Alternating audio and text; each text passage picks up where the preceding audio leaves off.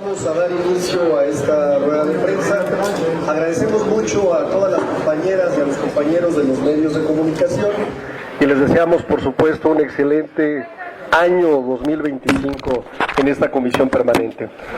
Como siempre, la compañera Mariam estará tomando las preguntas que el compañero Chava Martínez hará para que se anoten en la lista de los medios de comunicación, y vamos a dar el uso de la palabra al compañero y coordinador de operación política, Pedro Aces, para que posteriormente lo haga el presidente de la mesa directiva de esta comisión permanente, el senador Gerardo Fernández Noroña. Bienvenidos nuevamente, muchas gracias. Gracias a nuestro vocero, Arturo Ávila. Primero, un feliz año a todas y a todos. Me da mucho gusto empezar el año saludándolos, viéndolos y viendo a todos, que todos seguimos aquí en esta Cámara, arrancando este año y arrancando también la permanente. Hemos platicado ya con los senadores, con los diputados, y vamos a tener mucho trabajo. Habrá hoy una sesión importante donde turnaremos, primero que nada, lo que se ha mandado del Poder Ejecutivo, que es el año 2025, año de la mujer indígena. El presidente de la mesa directiva, que además hoy vamos a ser testigos, todos los que estamos aquí, de ver a Gerardo Fernández Noroña presidir la Cámara de Diputados, cosa que nos da mucho gusto, Y tendremos muchos temas de vapeadores, de fentanilo. El tema del Infonavit ya se turnó a la Comisión de Vivienda. Hemos estado escuchando a todos los actores, a la parte laboral, a la parte empresarial. Se está analizando y se va a sacar ya muy pronto el tema, ya está en la comisión. Hoy también hará el presidente, como presidente de la mesa directiva, un posicionamiento sobre lo que piensa el Poder Legislativo de este país sobre las declaraciones del presidente electo, ya casi presidente, a unos días de los Estados Unidos de Norteamérica, Donald Trump. Y bueno, hay una agenda muy interesante. Fijaremos también posición sobre el tema del Poder Judicial, de ese albazo que le dio a todos aquellos que se inscribieron al Poder Judicial la Corte, ese anuncio que hizo de la suspensión, ¿no? Y va a ser muy interesante porque ahorita el compañero Fernández Noroña, como presidente de la mesa directiva del Senado, les va a decir exactamente, con artículos e incisos muy claros, de que todos aquellos que hasta este momento piensan que ya se quedaron fuera por la decisión tomada o la mala decisión tomada por parte de quien dirige la Corte, pues no es así, porque aquí caben y ahorita se les va a decir el por qué y el cómo pueden participar, porque no se le puede cooptar de un plumazo a nadie su carrera, y no estamos de acuerdo. Para que vean que aquí empieza la democracia, para todos aquellos que dudaban y que se decía que era una imposición de Morena quedarse con el Poder Judicial. Hoy, esta bancada de senadores y de diputados, ¿sí?, les abrimos la puerta a todos aquellos que están inscritos en el Poder Judicial, y aquí se los va a explicar el compañero Fernández Noroña, quien hoy, vuelvo a repetir, presidirá esta comisión permanente del Congreso de la Unión, y le doy la voz y después vamos a preguntas y respuestas con mucho gusto. Muchas gracias, compañero diputado federal Pedro Aces, vicecoordinador del Grupo Parlamentario Morena aquí en la Cámara de Senadores. Muy buenos días, compañeras, compañeros de los medios de comunicación, que tengan un muy próspero 2025. Todavía es tiempo de seguir dando los parabienes, nos va a ir muy bien. Como lo han adelantado mis compañeros, hoy se va a hacer la declaración de constitucionalidad de la reforma que se hizo a la Constitución, valga la redundancia, en materia de salud, concretamente el fentanilo. Nuestro país está haciendo su parte en el combate a este flagelo terrible que es la adicción al fentanilo, y esperamos que el gobierno de Estados Unidos, nuestro gobierno, la compañera presidenta ha planteado la colaboración, la coordinación, el acuerdo, siempre muy claro que somos una nación independiente y soberana. O sea, la oposición es muy hipócrita cuando dice que está en contra de la militarización y promueve que el ejército de Estados Unidos intervenga en nuestra patria. Eso no lo vamos a permitir bajo ninguna circunstancia. Coordinación, amistad, colaboración, sin duda, nunca subordinación. Entonces, en esa presentación de la Declaración Constitucional, que es un acto muy formal, va a haber posicionamientos de los partidos. Y previo a los posicionamientos, en mi condición de presidente el día de hoy de la Comisión Permanente, voy a hacer un pronunciamiento en torno a las declaraciones del presidente electo Donald Trump, que no adelantaré aquí.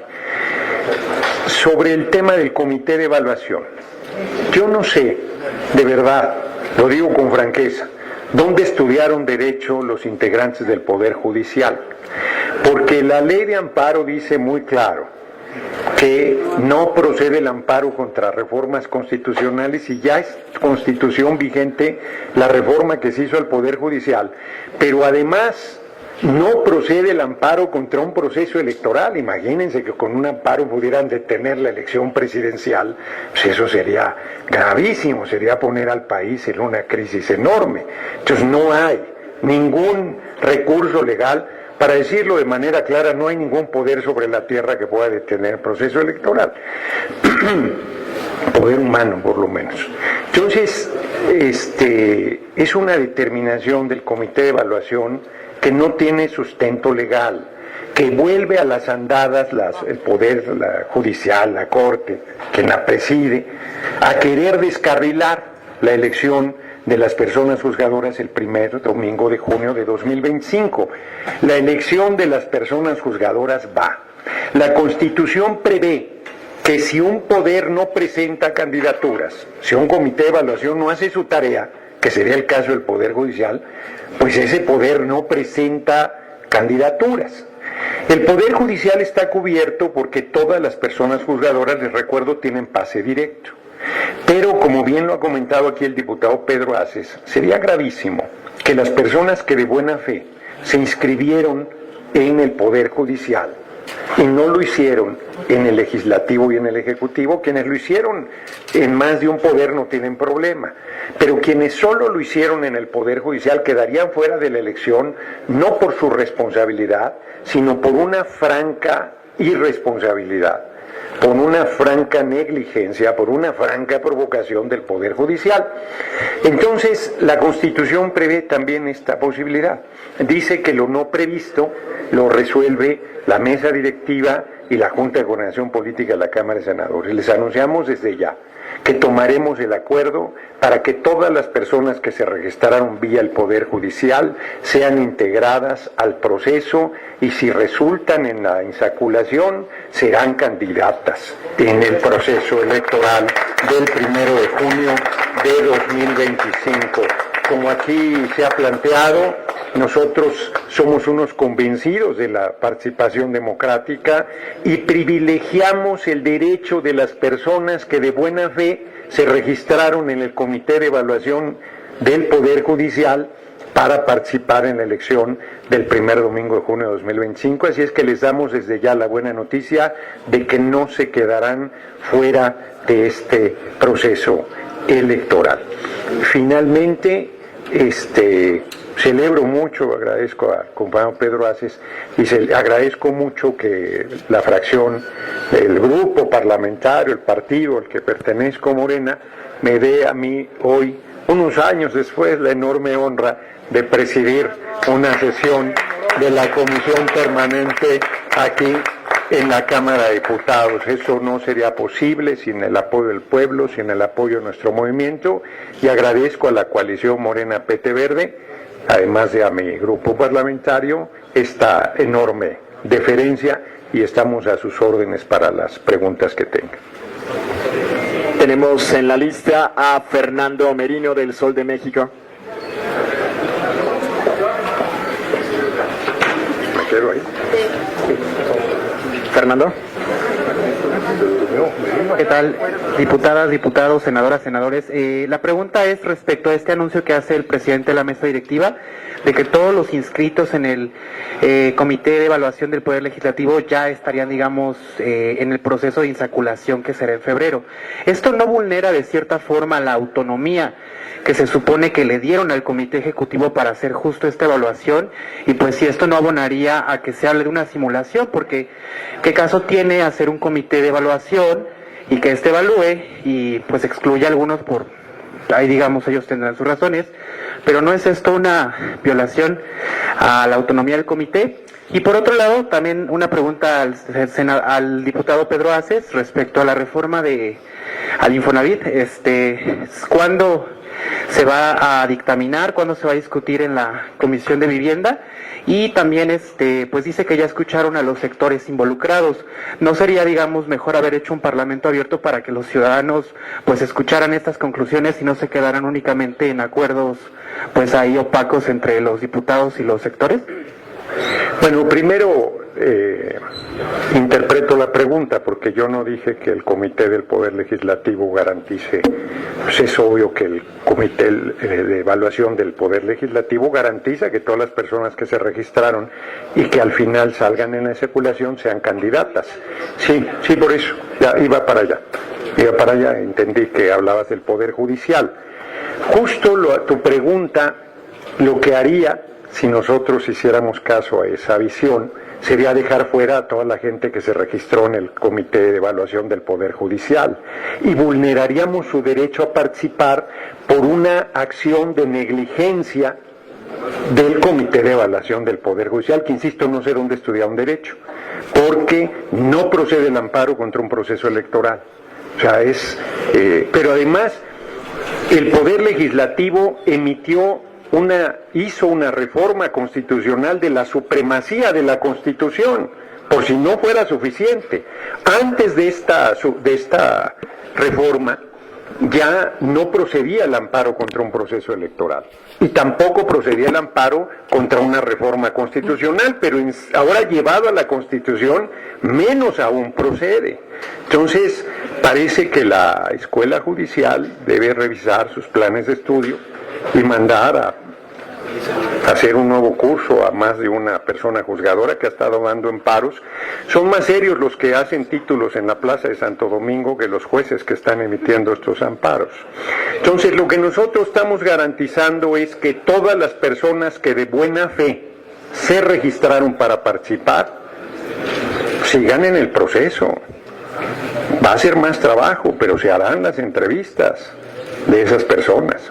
Vamos a ver cómo hacemos desde el Comité de Evaluación del Ejecutivo y del Legislativo para hacer las entrevistas a las personas juzgadoras, las personas que quieren ser personas juzgadoras del Poder Judicial, para que puedan participar, estén en insaculación y si salen sean candidatos.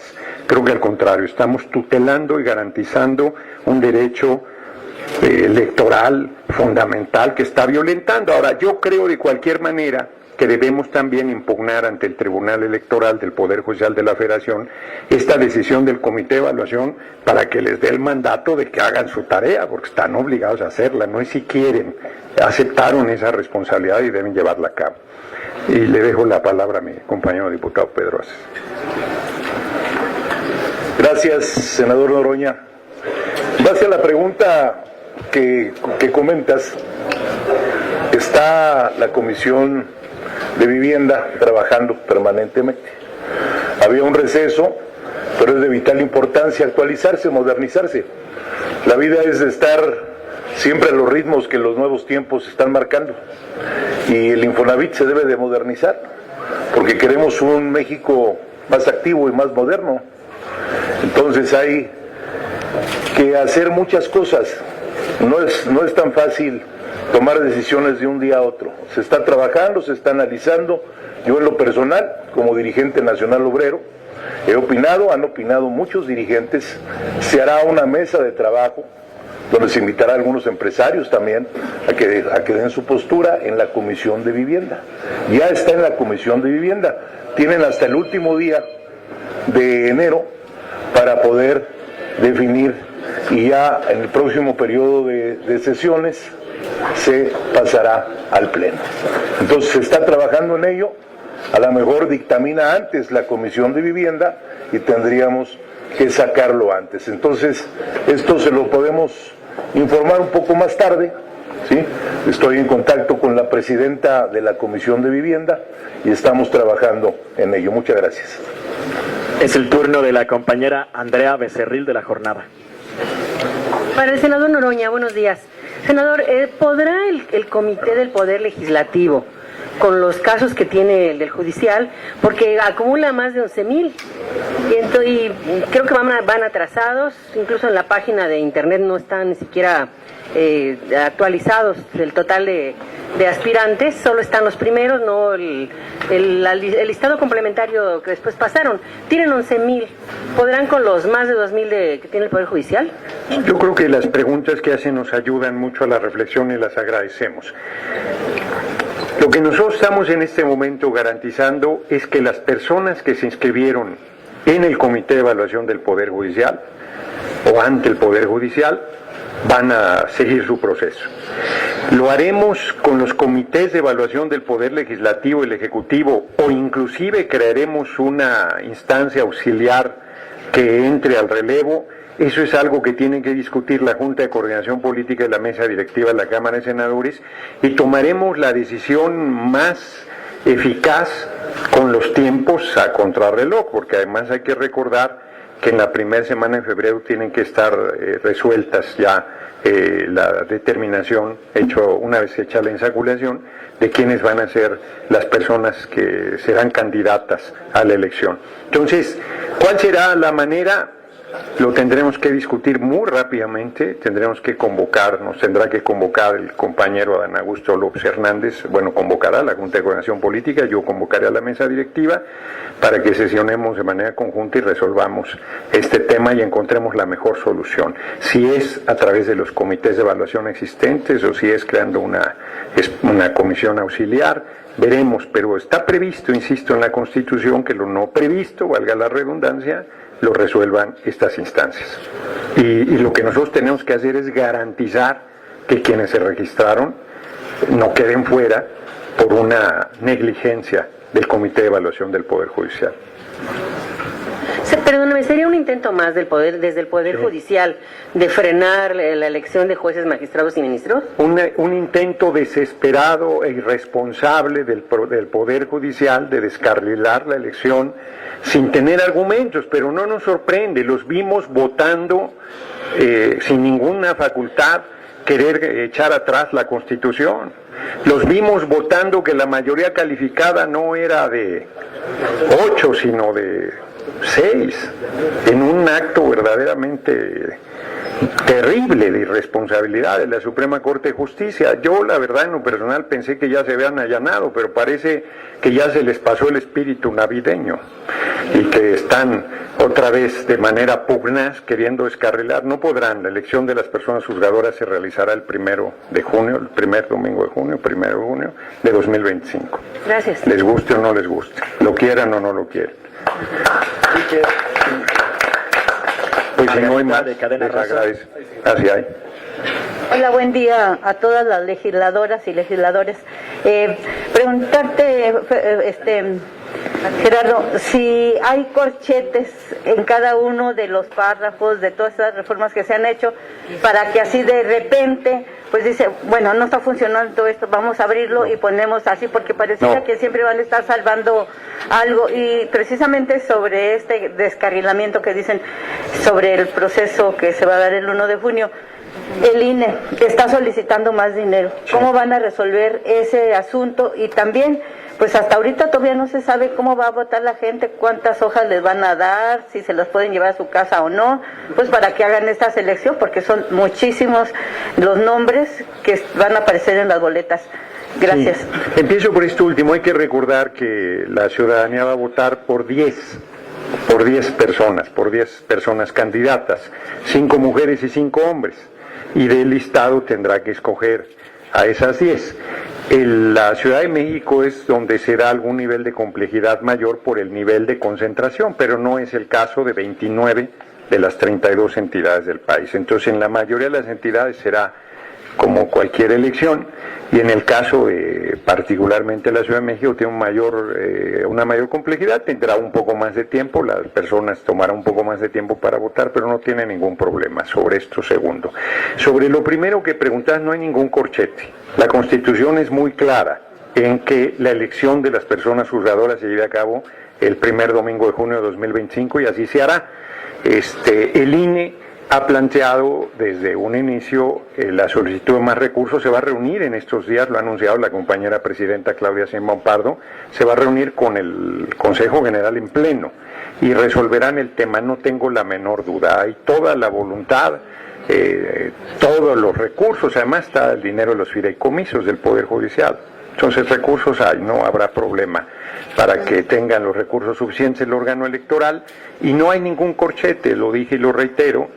La Constitución dice que lo no previsto, y no está previsto que uno de los poderes se tire al piso y diga no colaboro y no hago mi tarea y perjudico a las personas que confiaron en este poder para registrarse. O sea, eso es un acto de irresponsabilidad suprema. En realidad tienen responsabilidades jurídicas quienes están haciendo semejante acción. No estoy diciendo que vayamos a proceder contra ellos, solo estoy diciendo que cometen actos muy graves. Y frente a una situación no prevista, corresponde a la mesa directiva, a la Cámara de Senadores y a la Junta de Coordinación Política resolver. Y es el caso. Sí, no me voy a aguantar. Sí me sorprende que no les dé gusto que vamos a garantizar la participación de las personas que se registraron ante el Poder Judicial. Cualquiera reconocería que es una decisión correcta de poner por encima el derecho de la gente al capricho de un poder.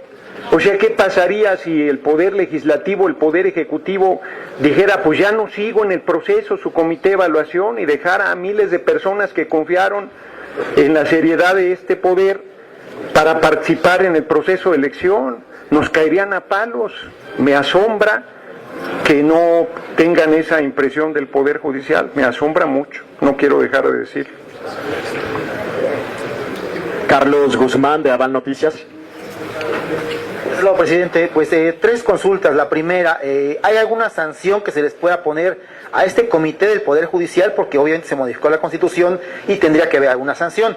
2, ahorita que hablaba de fideicomisos, la doctora Sheinbaum Pardo, la presidenta, habló en Palacio Nacional en su mañanera del día de ayer sobre el tema de los fideicomisos. Menciona que Nacional Financiera no ha regresado el dinero de los 15,000 millones y tantos a la tesorería de la Federación. Ustedes, como Senado de la República y como permanente, harían un exhorto a que el Poder Judicial de una vez devuelva el dinero. Y 3, en el tema de los migrantes, ¿qué es lo que va a efectuar el Senado de la República y obviamente lo que es la permanente previo a esta esta ya toma de protesta de Trump, el cual ayer mencionó lo del tema del Golfo de México y todo lo que ya tenemos consabido? Muchas gracias. Sí, perdón, se me pasó un poco la primera, ando medio apeñado. La primera tiene que ver con las sanciones, si se va a haber alguna sanción. Sí, yo creo que la sanción es el repudio público, el que se van al basurero de la historia, en que quedan cada vez más evidenciados de que ese Poder Judicial tiene que cambiarse, que no respetan el derecho, no tienen honor, no tienen seriedad, no tienen responsabilidad. A mí me parece que esa es la sanción más grande. No hemos pensado. Ahorita comenté que están cometiendo una falta grave, pero no nos hemos planteado esa lógica. Sobre lo de los fideicomisos, es público. Tenemos una extraordinaria coordinación con nuestra compañera presidenta Claudia Sheinbaum Pardo. Ella es la titular de un poder, nosotros somos parte de otro poder, pero somos un mismo movimiento, estamos en un mismo proyecto y conversaremos cuál es la mejor manera para que el dinero de los fideicomisos sea entregado a la tesorería. Y sobre lo último, pues el Golfo de México se va a llamar Golfo de México, pues América es todo el continente, así se ha llamado siempre. Hoy la compañera presidenta les dio una clase de historia, pues nos robaron 60% del territorio, buena parte de eso era México también, por eso se llama Golfo de México, pero además pues en todo caso el presidente Donald Trump puede ponerle el nombre que quiera, pero lo va a pasar como a los del Estadio Azteca, que le cambiaron el nombre y todo el mundo le decimos Estadio Azteca porque es como se le conoce. El Golfo de México seguirá siendo Golfo de México durante el gobierno del presidente Donald Trump, después del gobierno del presidente Donald Trump, y cuando todos nos hayan olvidado seguirá llamándose Golfo de México. Última pregunta para el compañero Gerardo Mejía de Latinos.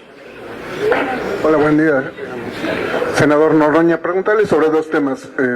¿Considera que con el esquema que presentaron los consejeros del INE es viable llevar a cabo la elección, considerando principalmente el tema de dónde va a ir a votar la gente, las distancias que hay, etcétera? Solamente le pondría este punto.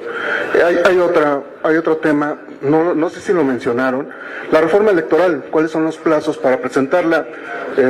Dijo el diputado Monreal que va a ser en 2025, otro diputado dice que va a ser en este periodo que viene, pero ¿cuáles son los plazos? Y preguntarle al diputado Pedro Ace sobre la reforma de las 40 horas. ¿Cuándo? Tampoco la escuché. Si la van a meter, si se va a considerar, me parece que ya la desecharon, la de Susana Prieto, la quien fue su compañera de bancada. Y si es así como se planteó que va a ser gradual, y dijo la presidenta Sheinbaum que va a ser también por sectores, me parece. Sí, lo de los centros de votación, que es lo que plantea el INE, yo no sé, bueno, pues es la manera en que ha planteado poder resolver el proceso. Nosotros mantenemos la preocupación, la idea de que se pongan todas las casillas que hay en un proceso electoral habitual. Yo creo que en la reunión que haya y cuando se resuelva el tema del presupuesto, pues quizás inclusive se vuelva al punto inicial de poner todas las casillas, y si no es así, si es con centros de votación, el INE ha insistido en que son en los mismos lugares donde se hacen varias casillas, que la única diferencia de los centros de votación es que no tiene tantas mesas directivas como casillas adicionales hay. No sé si me explico, es que a veces hay 3, 4, 5, básica, continua, tal. Entonces lo que plantean es una sola mesa directiva con la concentración de todas esas casillas que se ubican en ese mismo lugar. Entonces no es un problema de movilidad, sino de número de funcionarios de casilla a designar, y también ciertamente impacta en la agilización del proceso, porque no es lo mismo una concentración en una sola mesa directiva que 3, 4 o 5 mesas directivas.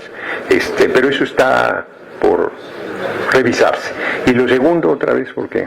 La reforma electoral. La reforma electoral, habrá una reforma electoral acotada en el periodo de febrero, que tiene que ver con que ningún familiar pueda aspirar, pueda ser candidato a un cargo que otro familiar ocupa. Me explico, si yo soy alcalde de algún municipio del país, ningún familiar mío, esposa, esposo, hermano, hermana, hijos, hijas, sobrinos, o sea, gente de los círculos cercanos pueda participar, tanto a presidencias municipales, bueno, eso depende de las legislaciones locales, pero se haría la adecuación porque es una reforma federal, en el caso de diputados federales, senadores, gobernadores y presidencia de la República. Esa es la reforma electoral que va en febrero. La gran reforma electoral tendrá que hacerse después de la elección de las personas juzgadoras, por lo tanto yo calculo que será hasta septiembre de 2025 que la compañera presidenta Claudia Sheinbaum Pardo entregue la propuesta de reforma. Si me permiten, me gustaría que... ¿En ese mismo tema? A ver.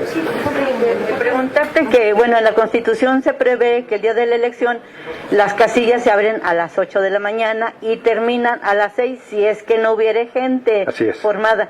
Entonces aquí, como tú hace rato mencionabas, que podría tardarse otro poquito más de lo previsto, podrían dar las 10, 11 de la noche, y si siguen las filas, pues tendrían que estarse ahí los funcionarios de las casillas. No, insisto que no es el caso de la mayoría de entidades. Insisto que el INE, que son los profesionales del tema, garantizan que la elección se va a llevar dentro de la jornada electoral. Lo que puede llevarse y se llevará más tiempo en realidad es el cómputo.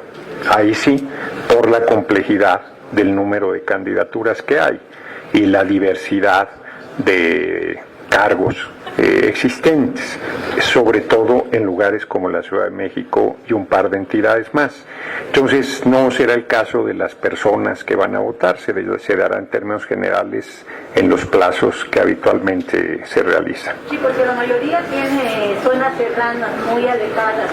Reitero, las casillas van a estar en el lugar que siempre, los centros de votación van a estar en el lugar donde siempre están las casillas. Eso no va a haber menos lugares de votación. Va a ser exactamente el mismo número de lugares de votación donde se instalan las casillas, pero será una mesa directiva. Eso es lo que plantea los centros de votación que el INE está planteando, pero que, insisto, puede modificarse y hacerse tantas mesas directivas como casillas han existido hasta este momento. Son cosas que no han acabado de definirse, pero los centros de votación, hasta donde nos explicaron las autoridades del INE, no implican que la gente tenga que hacer un desplazamiento mayor al que hacen en todo proceso electoral. Irán a votar, lo digo de manera muy clara, la gente el 1 de junio de 2025 irá a votar al mismo lugar donde ha votado, donde votó el año pasado para la elección presidencial, para decirlo claro. No va a tener que hacer un desplazamiento mayor. Muchas gracias, compañeras y compañeros. En base a la pregunta de las 40 horas, todas las iniciativas que han llegado a esta legislatura han sido atendidas. Ahorita la Comisión del Trabajo y Previsión Social está atendiendo la iniciativa que presenté sobre los propineros, de que tengan un salario base todos los trabajadores que hoy no lo tienen en el país. Y le quiero pedir a la presidenta de la Comisión del Trabajo, ¿sí?, que está trabajando ya el tema de las 40 horas, que les comente aquí. Presidenta, si eres tan amable, de una vez, para Hola. De viva voz. Gracias. Muy buenas tardes a todas y a todos. Comentarles en primer lugar tema de mi compañera y amiga, la diputada de la legislatura anterior, Susana Prieto. Tuve la oportunidad de platicar con ella. El coordinador también en su momento habló con ella, y que el acuerdo que hicimos, que hasta que llegara la iniciativa que anunció la presidenta, podríamos nosotros ya arrancar ya con estas mesas de trabajo. Nosotros dentro de la comisión tenemos únicamente 40 iniciativas ya turnadas de diferentes temas y que estamos trabajando al día de hoy.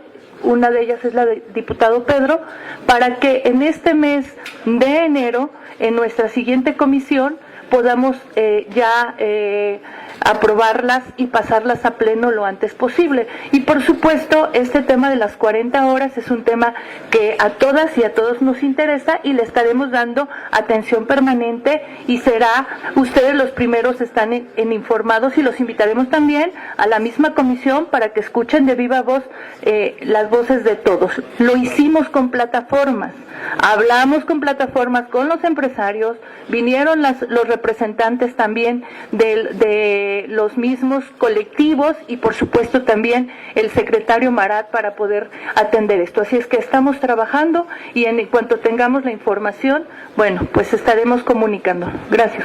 Gracias, coordinador. Bueno, pues muchas gracias a todas, a todos. Aquí seguimos, a las 12 nos vemos, y hay que estar atentos porque va a haber cosas buenas hoy. Gracias.